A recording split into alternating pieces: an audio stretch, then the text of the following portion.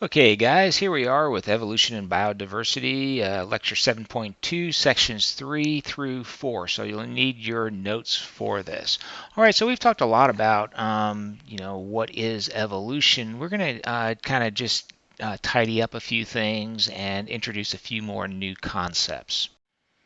All right, so first of all, some of the things I want you to be able to do is basically to answer what is evolution and how has that led to the current diversity of organisms. So we need to understand exactly how do we define evolution. Okay, going back into our ecology, what is an ecological niche and how does that relate to adaptation to changing environmental conditions? Because remember, evolution and adaptation are a result of populations responding to environmental changes and conditions and things.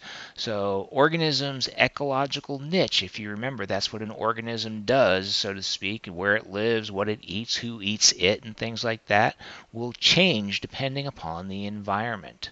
Okay, and the last thing we want to touch upon will be how does extinction play a role in the evolution of biodiversity? All right, so the four major mechanisms that drive evolution. One, natural selection, basically where the environment is choosing which allele combinations or genetic combinations are best suited for the current environmental conditions. Mutation. And mutation, remember, are changes in the genetic code. Those happen in every single living organism. They are random. Gene flow. And what is gene flow? That's going to be the movement of individuals in and out of the gene pool. Okay, so remember, what is a gene pool? It's the total genetic diversity of a population. If all of the white butterflies left this gene pool or they were eaten by predators, then we would have lost a lot of genetic diversity in that.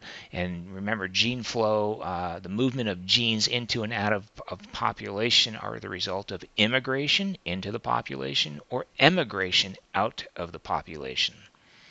And the last one, genetic drift. And we're going to talk about these in a little bit more detail, but remember, genetic drift is just random changes in the gene pool. And generally, this becomes more important when population sizes are small. When population sizes are large, genetic drift is very difficult to occur. All right. One thing we have to remember is that all species are undergoing change at all times. As soon as basically changes in, or I should say evolution stops, then that species most likely is going to go extinct. And remember, we defined evolution, we being scientists define evolution as changes in allele frequency in a population. Okay, and as an organism, as I should say, as a population of organisms are combating different types of, let's say, parasites, then different types of allele combinations that might thwart or prevent that parasite from infecting that organism are selected for, and then so therefore the parasite then has to adapt over time by, again, not the individual parasite, but the population of parasites have to adapt in order to sort of fight off the new defense mechanism that the host organism now has. Nature. That is a unifying principle of evolution. What do I mean by nature? It's basically the combined influences of both the physical, that means like the landscape, the temperature, the amount of water and things of that nature, and the biological predators, prey items, diseases, parasites, things of that nature, limiting factors that act upon an organism. So the nature or the environment is this, like I say, combined influence of both the abiotic and biotic limiting factors that do act upon an organism. And this is happening with every living organism. And again, just looking at limiting factors, any factor, physical or biological, which regulates the welfare of an organism. And these can be, like I say, like I have up here, disease, competition, predation, environmental change, fire, uh, temperature regimes, chemical balances in the water. All of these are different things that can limit, that can be limiting factors. Just like in your garden, if you want your garden to grow really well, you want to add nutrients to it, okay, like nitrogen and phosphorus. And if you don't have enough of those in your system, those are limiting the growth of your garden. And we saw in the film, The Beak of the Finch, we saw how the limiting factor in this case was food. And the finches with the larger beaks were able to take advantage of the large hard seeds that were available during the drought years, and therefore the beak size went up during those dry years or shortly after those dry years, because they were able to crack those big seeds. So in that particular case, the food supply was a limiting factor that affected the outcome or the phenotype of the finches on the ground.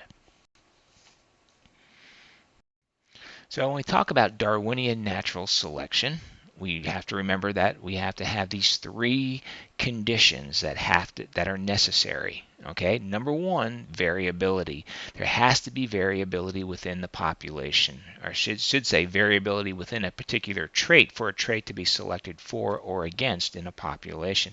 Because if all the organisms had the same genetic makeup, then if a disease came along, all of them would die. Second thing is that trait must be heritable. It has to be genetic. It has to be able to be passed on from generation to generation. So therefore, these genetic changes must occur in what type of cells? Hopefully you got that answer correct. Okay.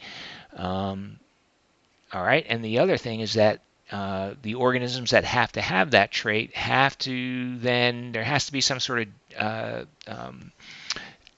genetic outcome, or I should say reproductive outcome. If they have the trait, then they are going to survive and reproduce at a higher rate. If they don't have the trait, or if their version of the trait is not as good, then they are going to survive at a lower rate and produce fewer young.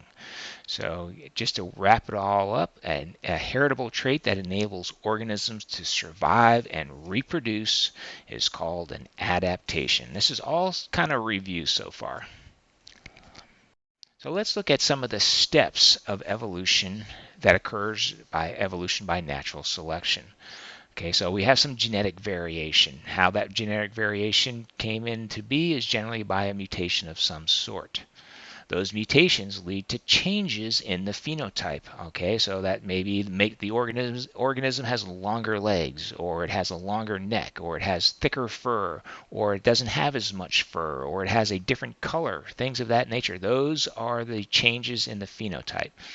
And that phenotype has to be expressed, number one, and then natural selection is going to choose whether or not that is a good phenotype or not so good phenotype. And then again, individuals that are more suited to that particular environment at that particular time are going to produce more offspring, i.e. contribute more to the gene pool of the population. And then over time, the population's gene pool changes. All right, so that is basically adaptation via natural selection. Now, that's all microevolution. Now, macroevolution could occur if there is somehow we get a separation of that population into two distinct populations, and there's no movement between those two, and then over time each one of those populations develop certain traits that prevents them from breeding together once they come into contact again, what we call reproductive isolating mechanisms, and we'll go over those a little bit later. Okay, so let's look at, there's three basic types of natural selection. We have directional, stabilizing, and disruptive or diversifying selection. So we're going to go over each one of these, but directional, basically what's going to happen is one extreme is going to be favored over the other extreme, and that curve is going to shift either left or right. Stabilizing selection, the average has the most reproductive success, and the extremes get selected against, and so we see a narrowing of the curve. And disruptive or diversifying, it's the average that is selected against, and we end up with two different phenotypes on both extremes. So that's kind of what we see, and eventually that disruptive oftentimes leads to speciation. So let's look at stabilizing selection first. Okay, like I said, again, the intermediate forms are favored and the extreme forms are selected against. And so that curve is going to narrow, as you see here with the butterflies. The mid-range blue ones are selected for, and we see the light and the dark ranges are selected against. And a great example of this in our cells is human birth weight. Don't have to go back too far into our history or today in developing countries, where babies that are born under, let's say, 5 pounds generally would die at childbirth because basically they're too little. And babies that are born over 8 pounds would lead to complications to the mother that often would kill both the mother and the baby, or just the mother. She would die of hemorrhaging, too much bleeding. And that still goes on today. It's a very common cause. Actually, the United States has the highest infant and mother mortality rates out of all the developed countries, which is quite a shame. Anyways, moving onwards.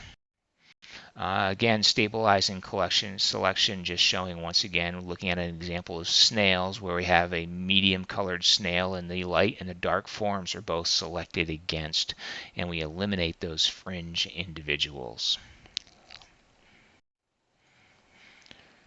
Disruptive selection, again, we favor the extreme phenotypes, the light and the dark butterflies in this particular case, okay, and we select against the medium, intermediate form. And oftentimes this can result into two very different phenotypes. And let's say if it was birds with a big beak and a small beak, then maybe these birds are going to specialize on different types of foods. So this can also be a way to reduce competition in a population of organisms, where one group of the organisms are feeding on one type of food, and another group, the other extreme, are feeding on another type of food source, such as we saw with Darwin's finches in the Galapagos Islands. Great example also is in California, and a fairly recent example with rock pocket mice in California, where we had a population that had a variety of phenotypes from light to dark fur color, and we find the light colored mice on the sand, and we find the dark colored mice on some recent volcanic eruptions, recent within the last couple of thousand years. And basically what we see happening there is a speciation event going on in those rock pocket mice. Directional selection, again, we're favoring one extreme over the other, and we're going to see a shift in this allele frequency in a consistent direction. So in this particular example, what we're looking at is seeing a shift towards the darker versions of the butterfly, and the lighter colored versions are being eaten, or disappearing from the population. Okay, so let's look a little bit again at directional selection. We can see this in lots of different things. Pesticide resistance. As we apply pesticides, kills most of the insects or most of the pests, but some have a mutation that allows them to survive. And so those basically are the ones that are going to make up the next generation. And so the curve has shifted in one direction or the other. Antibiotic resistance. As we take antibiotics, we're changing the internal environment of our body, and so that's selecting for those antibiotic resistant bacteria. We already talked about Grant's finch beaks and things of that nature. Directional selection, allele frequencies tend to shift in response to directional changes in the environment. So if the environment gets hotter, then maybe we'll see individuals with less fur follicles per square centimeter, something of that nature. We'll look at that hummingbirds in transitional zones in class. Here's an example. This is the picture of the rock pocket mice. And again, looking at the original population at the top here, and directly below the type is what's at the top picture is what's actually happening in that diversifying selection. So what type of selection is on the left-hand side? And what type of selection is on the right-hand side? Okay,